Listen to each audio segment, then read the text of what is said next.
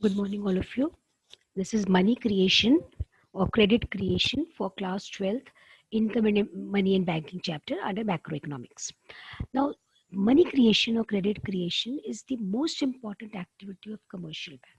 आप कहोगे मैडम कैसे मनी क्रिएट करते हैं? मनी तो जो है वो आरबीआई करता है. इसमें क्या होता है, इस प्रोसेस में थोड़ा डिफरेंस है. Through the process are able to create credit which is much more than their initial deposits. उनके पास जो डिपॉजिट्स आते हैं लोगों के, उससे वो बहुत ज्यादा पैसा क्रिएट कर देते हैं. How it is done is we take two assumptions. पहला आपका जो एजम्पशन होता है वो ये होता है कि पहला एजम्पशन आपका ये होता है कि पूरा का पूरा जो बैंकिंग सिस्टम है वो पूरा का पूरा एक यूनिट कहलाता है बैंक. और जितने receipts and payments in the economy are routed through the banks. All payments are made through cheques and receipts are deposited in the bank. यानी जो कैश ट्रांजैक्शन है वो नहीं हो रही है, आपकी सारी की सारी बैंकिंग के थ्रू हो रही है. अब ये जो डिपॉजिट्स होते हैं लोगों, जो बैंक में डिपॉजिट्स होते हैं लोगों के, ये जो पैसा है इससे हम लोन देते हैं. If you have a deposit in a bank, आपको क्यों इस पे इंटरेस्ट मिलता है? Because the bank is using your money. Bank knows that the whole of the deposit can not be given. तो उन्हें ये पता होता है कि all depositors do not approach the bank for withdrawal of money at the same time. और ये नहीं होता कि वो सारा अमाउंट निकाल ले. पहली चीज ये. दूसरा, हम ये बात लेके चलते हैं कि there is a constant flow of new deposits in the bank. Bank में नए डिपॉजिट्स आपके आते ही जाते हैं. इस प्रोसेस को समझने के लिए हम एक एग्जाम्पल लेके चलते हैं. सपोजिंग किसी ने इनिशियल डिपॉजिट बैंक में डाला 10,000 रुपए का. और LRR आपको पता है क्या होता है? LRR is a legal reserve requirement which a commercial bank has to keep with itself. तो वो क्या करता है, जो 10,000 रुपए में से जो 20% हुआ, जो वो जो है वो एज कैश रिजर्व रखता है.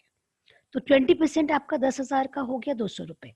तो 200 रुपए तो वो बैंक में रखेगा और बाकी जो वो आपके 800 रुपए है उसको जो है लेंड कर देगा. अब 800 रुपए जो वो लेंड कर रहा है उसके लिए क्या इंपॉर्टेंट चीज है? The money does not move out of the banking system. They do not lend the money by giving the amount in cash, but the account is opened in the name of the borrowers, who are free to open the account and withdraw whenever they like. अब इसके बाद जो है next step जो होता है वो क्या होता है? Suppose the borrowers withdraw the entire amount of rupees 800 for making payments. अब ये जो 800 रुपए उसने निकाले, that is rooted through the banks only. जितना वो स्पेंड करता है, जितना वो सारा का सारा वापस बैंक के डिपॉजिट में आ जाता है. तो क्या हो जाता है, आपके डिपॉजिट्स बढ़ जाते हैं 800 रुपीज से. अब नए डिपॉजिट जो हमारा आया 800 रुपए का, उसमें 20% वो एज रिजर्व रख लेते हैं. यानी 20% इसका हो गया 160 रुपीज. और बाकी जो 640 रुपए है वो उसको आगे लोगों को जो है वो लोन दे देता है. The deposits keep on increasing in each round by 80%. And at the same time, cash reserves goes on increasing each time by 80%. अब ये क्या हो रहा है, ये जो टोटल कैश रिजर्व जो है, जब आपका इनिशियल डिपॉजिट के बराबर हो जाता है तो इसको हम, ये है स्टॉप हो जाता है process. By this process we find that they are able to create credit. अब total deposits become 5 times the initial deposits. ये जो money multiplier है, this is the